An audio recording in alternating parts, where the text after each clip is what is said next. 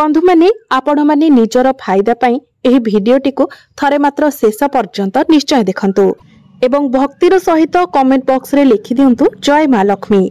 पवित्र अक्षय तृतीया दिन आपण एही वृक्ष को छुई के चली आसंतु तत्काल ही आपणक जीवन रु दारिद्र्यता दूर होइजिबो। आपणक जीवन रे धनर वर्षा हेबाकु लागिबो। बंधु माने आजिर एही भिडियो रे मो आपण मानकु अक्षय तृतीय दिन करा जाउथिबा सरल उपाय विषय रे कहिबाकु जाउछि। तो एही उपाय को जदि आपण अक्षय तृतीय दिन करि देउछंती तो आपणक गृह रे केबे भी अन्न धनर अभाव हेबो नाही। आपणक गृह रे सुख शांति एवं समृद्धिर वास हेबो। बैशाख मासर शुक्ल पक्षर तृतीया तिथि को आमे माने अक्षय तृतीया भाबरे पालन करिथाउ। बंधु माने अक्षयर अर्थ हेउछि जहा केबे सरे नाही। अक्षय तृतीयार तिथिटी बा दिनटी सेही दिन अटे जेउ दिन शुभ फल एवं सौभाग्यर केबे भी क्षय होई न थाए। एही दिन करा जायथिबा प्रत्येक कार्य मनुष्य को शुभ फल प्रदान करिथाए। एही अक्षय तृतीयार पर्वटी पृथ्वीर रक्षक प्रभु श्री लक्ष्मी नारायण को समर्पित अटे।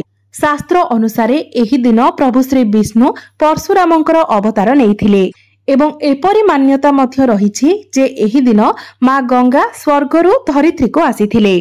तृतीय मान्यता हेउछि एही दिन मां लक्ष्मींकर जन्म दिवस अटे। सेथिपाई जदि एही दिन आपण किछि उपायर पालन करूछंती तो आपणक जीवन रे सुख समृद्धि द्विगुणित हेबो। तेबे आसंतु जानि नेबा पवित्र अक्षय तृतीया दिन आपण केउ गछ को छुईबा द्वारा आपणकु अक्षय पुण्य फलर प्राप्ति हेबो। तो पवित्र अक्षय तृतीयार पर्वटी चलित वर्ष एप्रिल 30 तारिख बुधवार दिन पड़िबाकु जाउछि एवं एही दिन सर्वार्थ सिद्धि जोग निर्माण हेउछि एवं दिन सारा एही दिन सर्वार्थ सिद्धि जोग रहिबो जाहाको अत्यंत शुभ जोग बोली माना जाय थाए। बंधु माने किछि एपरि वृक्ष मानक विषय रे हमर धर्मशास्त्र रे कुहा जायछि जेउथिरे अक्षय तृतीया दिन ब्रह्मांडर महान शक्तिशाली दिव्य शक्ति मानकर वास होई थाए। तो अक्षय तृतीया दिन जदि सठिक मुहूर्त रे आपण एही वृक्ष गुडी को छुई देई चाली आसुछंती तो आपणक जीवन रे आपण जेकोसी समस्या को नेकी चिंतित थांतु ना काहेकि से सबु समस्या आपणकर दूर होई जिवो। जदि आपण आर्थिक समस्या दे गति करुथिले तो आर्थिक समस्या मध्य आपणकर दूर होई जिवो। धन जनित समस्त समस्या आपणकर दूर होई जिवो। आपणकर जहा भी किछि मनोस्कामना थिला ताहा मध्य आपणकर पूर्ण होई जिवो। आपणको जदि आपणक पाखरे चाकरी नथिला तो आपणको चाकरी प्राप्ति हेबो। आपण जदि व्यापार वाणिज्य करूछंती तो व्यापार वाणिज्य क्षेत्र रे आपणकर उन्नति हेबो। आपणक पाखरु अनेक दिगरु धन आसीबो। आपणकर जदि अजथा खर्च हेउथिला तो आपणकर खर्च मध्य नियंत्रण को आसी जिवो एवं आपणकर धन रे वृद्धि मध्य हेबो। आपण जेउ भी कार्य आरंभ करिवे सेथिरे आपणको सफलता मिलिबो। ध्यान रखिबे जेउ वृक्ष विषय मु आपण मानकु कहिबाकु जाउछि धर्मशास्त्र अनुसार एही वृक्ष गुडिक पावन वृक्ष अटे। अर्थात एही वृक्ष गुडिकु छुईबा मात्रे ही आपणकर समस्त समस्या दूर होई जाय थाए एवं आपणकर जहा भी मनोस्कामना रही थाए ताहा पूर्ण होई थाए। आमर धर्मशास्त्र रे संपूर्ण भाबरे लिखा जायछि वृक्षलता गुडिकरे भगवानंकर वास होई थाए। सेथिपाई प्राचीन काल रे लोक माने वृक्षलतांको अधिक मात्रा रे पूजा करुथिले। सकाळु उठिबा क्षणी वृक्षर दर्शन करुथिले। स्नान सारिबा परे प्रथमे तुलसी मूलरे जल अर्पण करुथिले कारण प्राचीन कालर लोक मानकु एही कथा जणा थिला जे वृक्षरे साक्षात देवी देवता।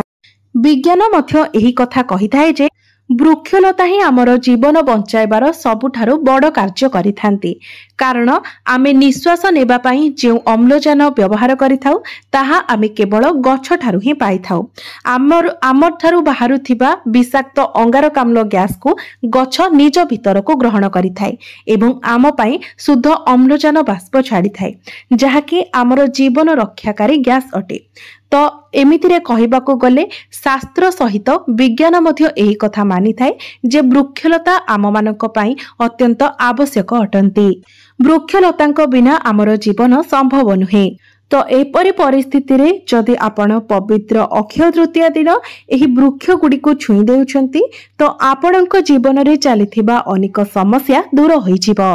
बंधु माने आपण माने जानी रखिबा उचित जे अक्षय तृतीया दिनटी एक एपरी दिन होइथाय जे दिन प्रभु श्री विष्णु एवं माँ लक्ष्मी पूजा करिवार अलगा ही महत्व रही थाए। एही दिन माँ लक्ष्मी को प्रसन्न करिबा पई एक विशेष दिन बोली माना जाय थाए। तेबे बंधु माने भिडियोटी रे आगो को बढ़िबा पूर्वरो आपण माने भिडियोटी को लाइक करी चैनल टी को सब्सक्राइब करि दियंतु एवं कमेंट बॉक्स रे भक्ति एवं श्रद्धार सहित जय श्री विष्णु जय माँ लक्ष्मी निश्चय लिखंतु।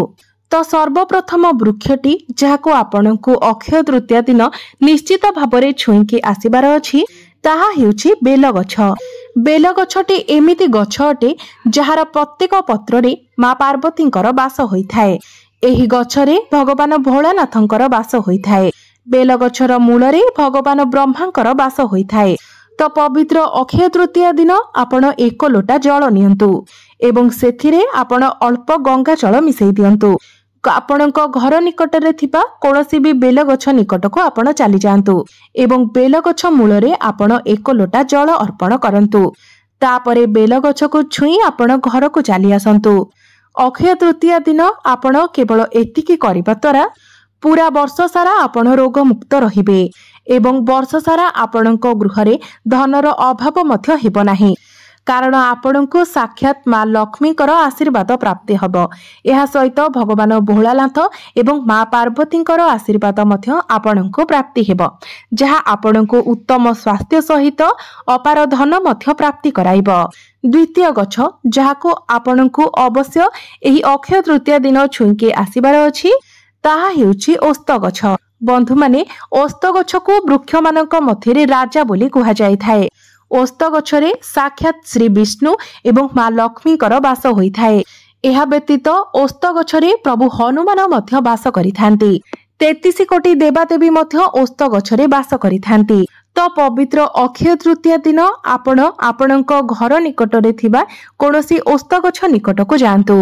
तो एही उपायटी को आपणकु सकाळ समय रे करिवार अछि अर्थात 8टा परे आपणकु एही उपायटी करिवार अछि। तो स्नान सारी आपण आपणक घर पाखरे थिबा कोनोसी भी ओस्त गछ निकट को जांतु।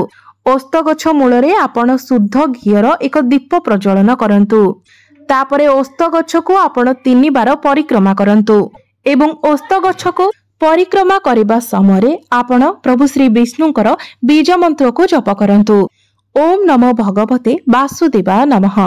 ओस्त गछ को परिक्रमा करबा समय आपण एही बीज मंत्र को जप करंतु। एहा द्वारा आपणकर राहु केतु आपणकर साथ देबाको लागिबे।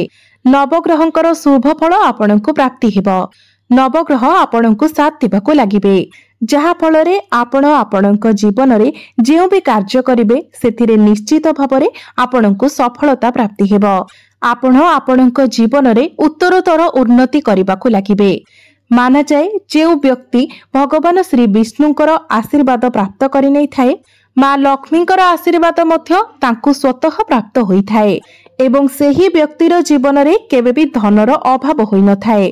तृतीय वृक्षटी जहाको अक्षय तृतीया दिन आपणकु निश्चित भाबरे छुईबार अछि ताहा हेउछि लिंब गछ। एही लिंब गछरे माँ दुर्गांकर वास होई थाए।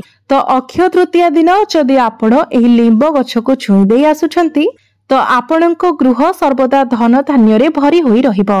एहा व्यतीत आपणक शत्रु मानकर मध्य पराजय होई थाए।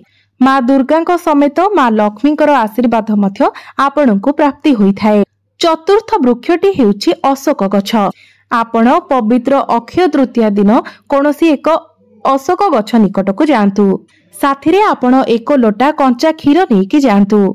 सेथिरे आपण किछि मात्रा रे हळदी मिसई दियंतु एवं सेही हळदी मिश्रित एक लोटा क्षीर को आपण अशोक गछ मूलरे अर्पण करंतु। तापरे एही वृक्ष को आपण छुई देई आसंतु। अशोक गछरे अनेक देवादेवींकर वास होइथाए। एकादशी हेउ अमावास्या हेउ पूर्णमी हेउ अक्षय तृतीया हेउ किंबा एही प्रकारर कोनोसी शुभ दिन रे ब्रह्मांडर समस्त शक्ति एही सब गछरे वास करिथांती। ब्रह्मांडर शक्तिशाली शक्ति माने तो पवित्र अक्षय तृतीया दिन आपण अशोक गछ को निश्चित भाबरे छुई देई आसंतु। एबे पंचम वृक्षटी हेउछि पारिजात वृक्ष जहाको अनेक लोक माने गंगशिउली नाम रे मध्य जानिछंती। ଏହି ଗଛଟି ଅତ୍ୟନ୍ତ ଗୁଣକାରୀ ଏବଂ ଶୁଭକାରୀ ଅଟେ, କାରଣ ଏହି ପାରିଜାତ ବୃକ୍ଷଟି ସମୁଦ୍ର ମନ୍ଥନ ସମୟରେ ଉତ୍ପତ୍ତି ହୋଇଥିଲା।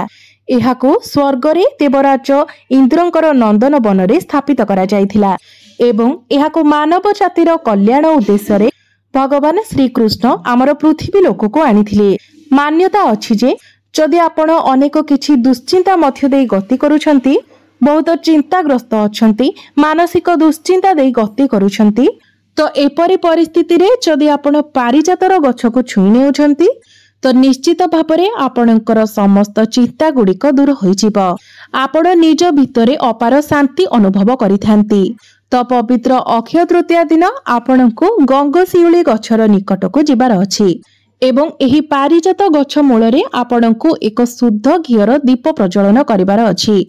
ତ ଆପଣ ଗଛ ମୂଳରେ ଦୀପ ଜଳାଇ ସାରିବା ପରେ ଗଛ ମୂଳରେ ଆପଣ ଗୋଟିଏ ଲବଙ୍ଗ ଏବଂ ଗୋଟିଏ କର୍ପୂର ରଖନ୍ତୁ।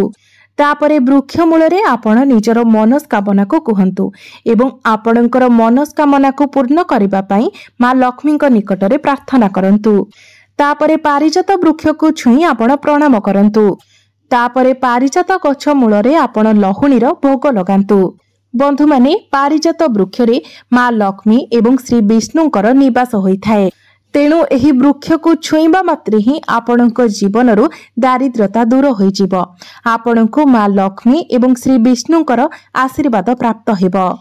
ଏହା ବ୍ୟତୀତ ଯଦି ଆପଣଙ୍କ ଉପରେ କେହି ତନ୍ତ୍ର ଶକ୍ତିର ପ୍ରୟୋଗ କରିଥିବ କିମ୍ବା ଆପଣଙ୍କ ଉପରେ କୌଣସି ନକାରାତ୍ମକ ଶକ୍ତିର ପ୍ରଭାବ ରହିଥିବ, ତେବେ ତାହା ମଧ୍ୟ ତୁରନ୍ତ ଆପଣଙ୍କ ଉପରୁ ହଟିଯିବ।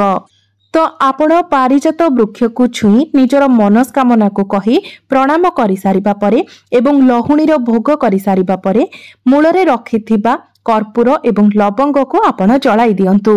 ତେବେ ଏସବୁ ଉପାୟକୁ ଆପଣଙ୍କୁ ସମ୍ପୂର୍ଣ୍ଣ ଶ୍ରଦ୍ଧା ଏବଂ ବିଶ୍ୱାସର ସହିତ କରିବାର ଅଛି, କାରଣ ବିନା ଶ୍ରଦ୍ଧା ଏବଂ ବିଶ୍ୱାସ ବିନା ଆପଣଙ୍କର କୌଣସି ବି କାର୍ଯ୍ୟରେ ଆପଣ ସଫଳ ହୋଇପାରିବେ ନାହିଁ। ଆପଣଙ୍କର କୌଣସି ଉପାୟ ଫଳପ୍ରଦ ହୋଇପାରିବ ନାହିଁ। ଆପଣ ଯେଉଁ ବି ଉପାୟ କରୁଛନ୍ତି ସମ୍ପୂର୍ଣ୍ଣ ଶ୍ରଦ୍ଧା ଏବଂ ବିଶ୍ୱାସର ସହିତ କରନ୍ତୁ। ନିଶ୍ଚିତ ଭାବରେ ଏହାର ସୁଫଳ ଆପଣ ଆପଣଙ୍କ ଜୀବନରେ ଦେଖିବାକୁ ପାଇବେ। ତେବେ ବନ୍ଧୁମାନେ, ଆଜିର ଭିଡିଓରେ ମୁଁ ଆପଣମାନଙ୍କୁ ଯେଉଁ ପାବନ ବୃକ୍ଷ ଗୁଡ଼ିକ ବିଷୟରେ କହିଲି, ଏହି ବୃକ୍ଷ ମଧ୍ୟରୁ କୌଣସି ଏକ ବୃକ୍ଷକୁ ଆପଣ ପବିତ୍ର ଅକ୍ଷୟ ତୃତୀୟା ଦିନ ଛୁଇଁ ଦେଇ ଆସନ୍ତୁ। ନିଶ୍ଚିତ ଭାବରେ ଆପଣଙ୍କ ଜୀବନରେ ଚାଲିଥିବା ସମସ୍ତ ଦୁଃଖ, କଷ୍ଟ, ସମସ୍ୟାର ଅନ୍ତ ହେବ। ଆପଣଙ୍କୁ ମା ଲକ୍ଷ୍ମୀ ଏବଂ ଶ୍ରୀ ବିଷ୍ଣୁଙ୍କର ବିଶେଷ କୃପା ପ୍ରାପ୍ତି ହେବ, ଯାହା ଫଳରେ ଆପଣଙ୍କ ଜୀବନରେ ଚାଲିଥିବା ଧନଜନିତ ସମସ୍ୟା ମଧ୍ୟ ଦୂର ହୋଇଯିବ। ଆପଣଙ୍କ ଗୃହରେ ମା ଲକ୍ଷ୍ମୀଙ୍କର ସ୍ଥାୟୀ ବାସ ହେବ। ତ ବନ୍ଧୁମାନେ, ମୋର ଏହି ଭିଡିଓଟି ଯଦି ଆପଣମାନଙ୍କୁ ଭଲ ଲାଗିଥାଏ ତେବେ ଭିଡିଓଟିକୁ ଲାଇକ୍ କରି ଚ୍ୟାନେଲଟିକୁ ସବସ୍କ୍ରାଇବ୍ କରିଦେବେ ଏବଂ କମେଣ୍ଟ ବକ୍ସରେ ଭକ୍ତି ଏବଂ ଶ୍ରଦ୍ଧାର ସହିତ